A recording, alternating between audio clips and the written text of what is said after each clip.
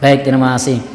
Ini ada yang menanyakan, masuk akal enggak sih mata kaki tertutup kain masuk neraka? Baik, memang ada hadis Nabi seperti itu.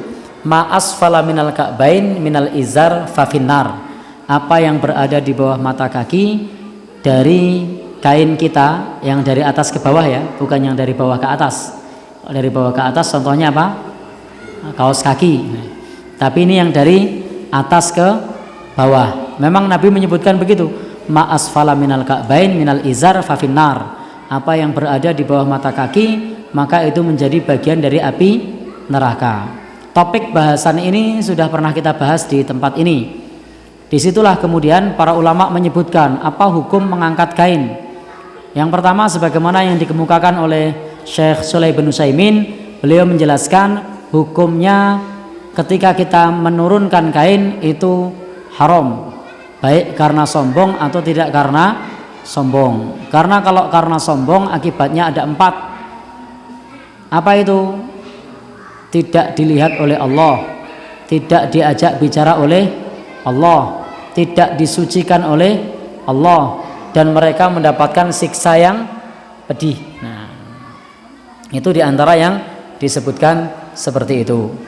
Kemudian kalau tidak karena sombong, maka ada hadis umum, apa yang berada di bawah kaki maka bagian dari api neraka. Maka disinilah disimpulkan oleh Syekh Shalih bin Utsaimin, hukumnya sama-sama haram, bedanya adalah akibatnya.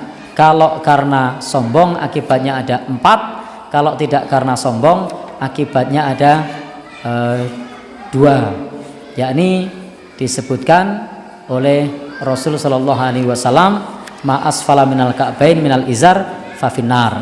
Lalu Imam Nawawi berpendapat, kemarin kita sampaikan bagaimana pendapat Imam An-Nawawi. Imam Nawawi menyebutkan kalau karena sombong hukumnya haram, kalau tidak karena sombong hukumnya makruh. Jadi Imam Nawawi menyebutkan kalau karena sombong hukumnya haram, kalau tidak karena sombong hukumnya makruh.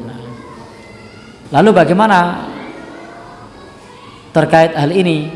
Masuk akal tidak sih? Kalau Nabi yang menyampaikan, maka hendaknya kita sami'na wa ata'na. Kadang-kadang dalam masalah agama ini itu tidak bisa kita nalar dengan akal. Contoh mencium hajar aswad, masuk akal tidak sih kita mencium hajar aswad?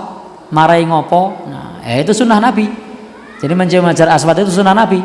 Tidak bikin kita untung, tidak bikin kita celaka. Nah, tetapi Nabi melakukan, maka sahabat Umar melakukan. Intinya kembalikan kepada sunnah. Jadi masuk akal atau tidak, kembalikan kepada sunnah. Sekarang misalnya mencium hajar aswad, masuk akal enggak? Bikin celaka? Tidak. Mendatangkan manfaat? Tidak. Tapi Nabi kerjakan. Maka sahabat Umar mengatakan, kalau aku tidak melihatmu Nabi menciummu, niscaya aku tidak mencium dirimu, karena aku mengetahui kamu adalah batu. Jadi menjalankannya semata-mata ingin mengikuti sunnah Rasulullah Sallallahu Alaihi Wasallam. Karena orang yang mencintai seseorang itu cenderung ingin mengikuti. Ada orang pecinta artis atau pecinta bola, sampai warna syalnya saja dibeli. Sampai apalagi misalnya kaosnya dibeli, rompinya dibeli. Kenapa? Cinta. Nah, kita cinta dengan Nabi, cara berpakaiannya kita ikuti. Cara berpakaiannya kita ikuti misalnya. Cara apa lagi? Cara makannya, cara minumnya, dan seterusnya. Maka intinya itu adalah sunnah, bukan masalah masuk akal atau tidak masuk akal. Untuk terkait dengan isbalnya tadi sudah saya sampaikan, menurut Imam Nawawi haram jika sombong, makruh jika tidak sombong. Kalau Syekh bin Utsaimin mengatakan sombong atau tidak sombong sama-sama haram. Jadi dijelaskan seperti itu. Ini adalah penjelasan para ulama.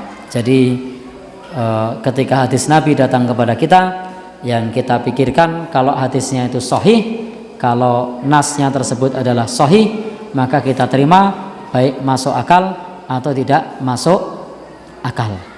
Jadi masuk akal atau tidak masuk akal, kalau hadisnya sahih maka hendaknya kita terima. Wallahu alam bishawab.